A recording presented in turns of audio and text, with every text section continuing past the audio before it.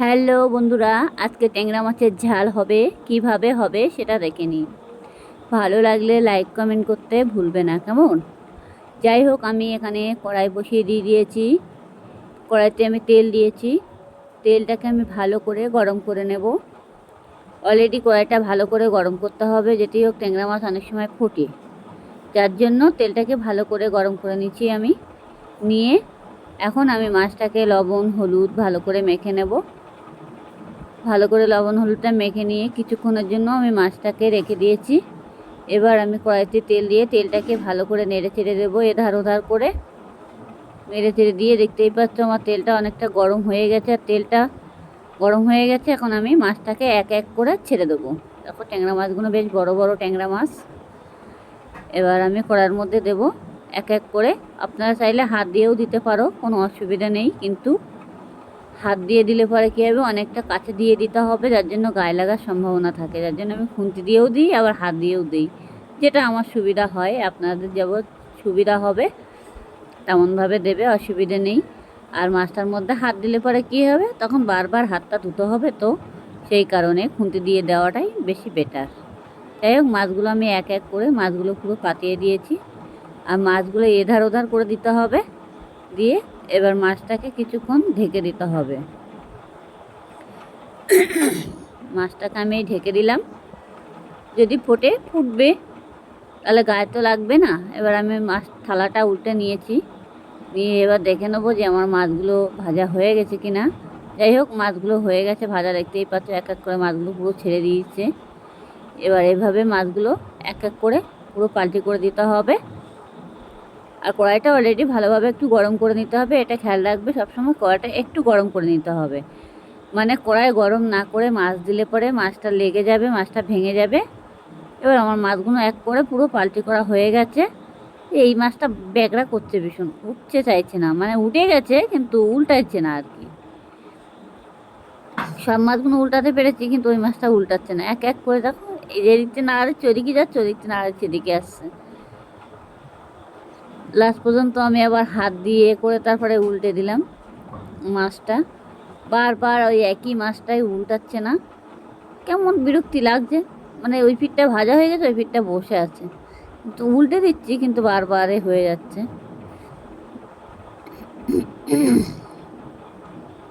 দেখো কিভাবে উল্টাচ্ছি।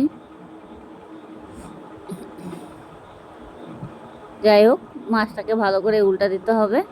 দেখবে আবার যাতে গায়ে পায়ে তেল না লাগে, সেদিকে একটু খেয়াল রাখতে হবে সব সময়। আর মাছ ভাজার সময়তে একটু, যে কোনো ট্যাংরা মাছ ফোটে, সবাই তো জানো সেটা, ট্যাংরা মাছটা ব্যাপক পরিমাণে ফোটে।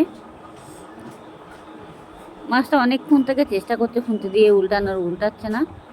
যাই হোক, এখন আমি আবার ভালো করে মাছটাকে উল্টে দিলাম। উল্টে দিয়ে এবার এই পিঠটা ভালো করে ভেজে নিতে হবে। গ্যাসটাকে মানে জোরে দিতে হবে, লো করে দেওয়া যাবে না, যেটি হোক ট্যাংরা মাছ। আর লো করে দিলেও তখন মনে অনেকটা টাইম লেগে যাবে, মাছটা তাড়াতাড়ি ভাজা হবে না। একই তো ব্যাপার, দেখবে জাল যত ভালো জ্বলবে সবসময়ের জন্য মাছটা ভাজার জন্য সুবিধা আছে। কিন্তু অনেকে দেখে যে গ্যাসটা লো করে দেবো, মাছটা ভাজতে টাইম লাগবে, এসব করার সময় নেই। যাই হোক, দেখতেই পাচ্ছ মাছগুলো অলরেডি আমার ভাজা হয়ে গেছে। এবার দেখে নিতে হবে যে মাছটা হয়ে গেছে কিনা। আমি এখন খুন্তি দিয়ে দেখে নেব মাছটা। মাছটা ভাজতে একটু টাইম লেগে যাচ্ছে, কিন্তু অসুবিধা নেই তাতে।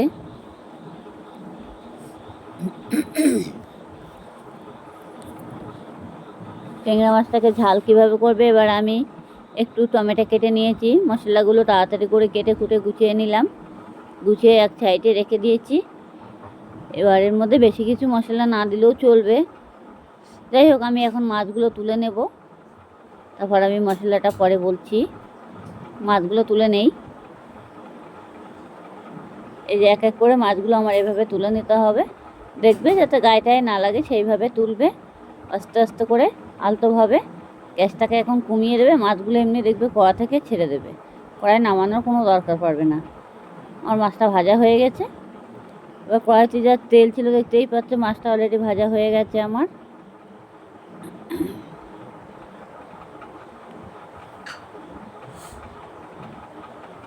মাছটা ভেজে আমি অলরেডি তুলে নিয়েছি। এবার আমি ফোড়ন দেব।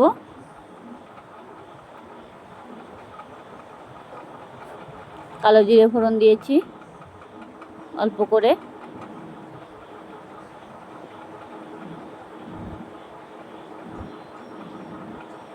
একটু রসুন কুচি দিলাম, আপনারা চাইলে দিতে পারো, না চাইলে না দিতে পারো। আমি একটু পেঁয়াজ দিলাম।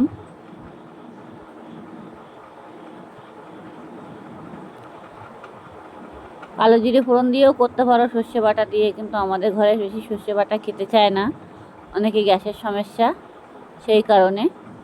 যাই হোক, এবার পেঁয়াজ আর একটু রসুনটাকে ভালো করে ভেজে নেব আমি। একটু লাল লাল করে ভেজে নিতে হবে।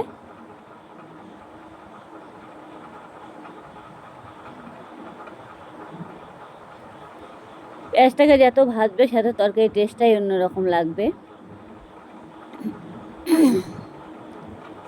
যাই হোক, পেঁয়াজটা আমার অনেকটা ভাজা হয়ে গেছে। এবার একটু জিরের গুঁড়ো দিয়েছি,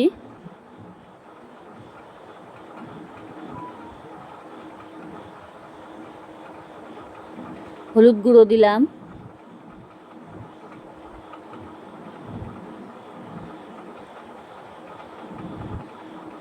লবণ দিলাম।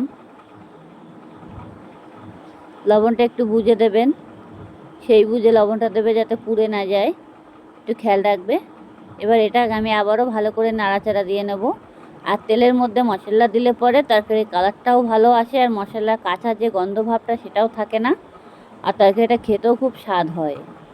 অনেক সময় অনেকে কি করে যে ঝোল ঢেলে দেয়, দিয়ে তারপরে মশলাটা দেয়, কিন্তু এভাবে দিলে তরকারি কোনো স্বাদ আসে না, কাঁচা যে মশলাটা সেটার গন্ধটা লাগে।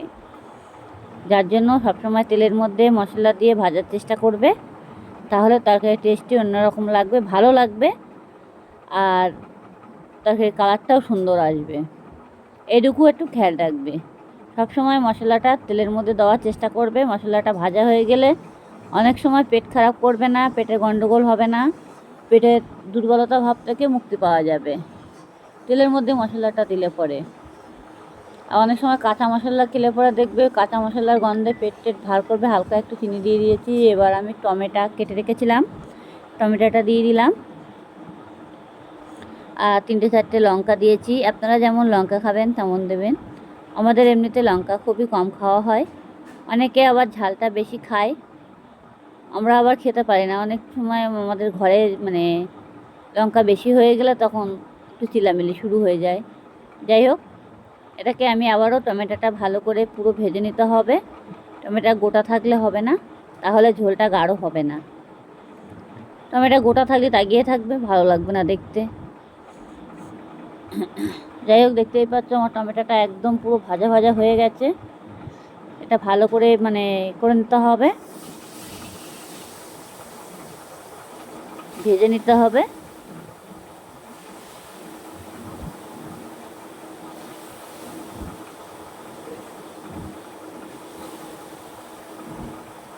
সুন্দরভাবে ভাজা হয়েই গেছে, দেখতেই পাচ্ছ। আমি এখন এবার জল দেব, জল দিয়ে দিচ্ছি।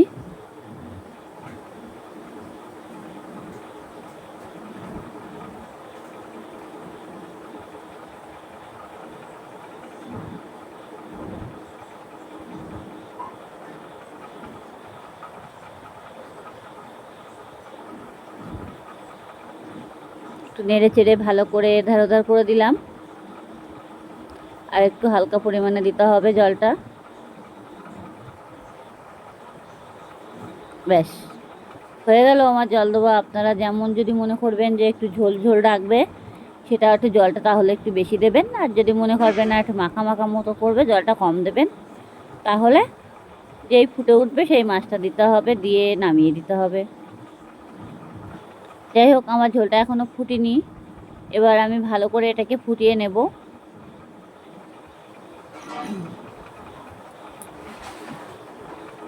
এমনি দেখতেই পাচ্ছ ঝোলের এমনি কালারটা কত সুন্দর চলে এসেছে।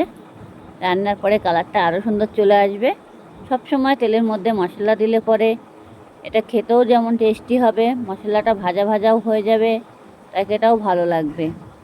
ঘরে বসে অতি অবশ্যই চেষ্টা করুন এভাবে করার, তাহলে তরকারির টেস্টটা বুঝতেই পারবে কেমন হয়। যাই হোক, আমি আবারও বলছি, তেলের মধ্যে দিয়েছি আমি কালো জিরে ফোড়ন, একটু পেঁয়াজ কুচি, একটু লঙ্কা,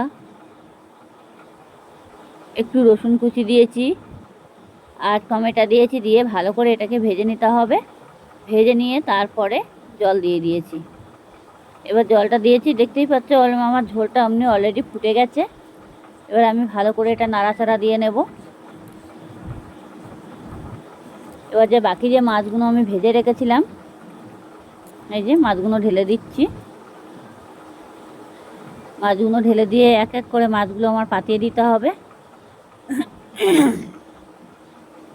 এই মাছগুলো আমি পাতিয়ে দিলাম ঝোলের মধ্যে।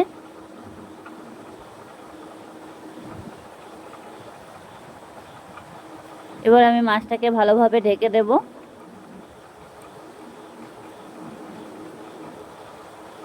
ঢাকা হয়ে গেছে, এবার আমি একটু খুলে দেব। আবারও একটু নাড়াচাড়া দিয়ে নিতে হবে। আমি ধনে পাতা কেটে রেখেছিলাম, এবার মাছের ঝোলে আমি একটু ধনে পাতা দিয়ে দিচ্ছি।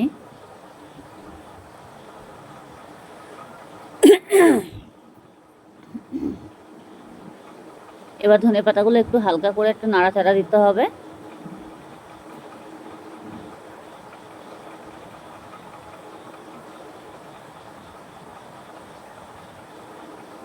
বেশ একটু হালকা করে আমি আবারও একটু ঢেকে দেবো, যাতে ধনে পাতার গন্ধটা মাছের ঝোলে পুরোপুরি বসে যায়। যেতে হোক আমি ধনে পাতা দিয়ে দিয়েছি, যার জন্য একটু ঢাকা দিতে হবে হালকাভাবে।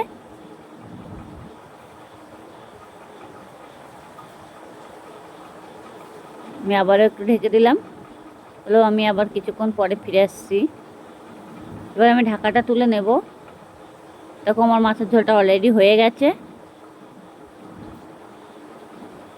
আর বেশি ঝোল কমাবো না, না হলে একটু ঝোল ভাব না থাকলে ভালো লাগবে না। অলরেডি দেখতেই পাচ্ছ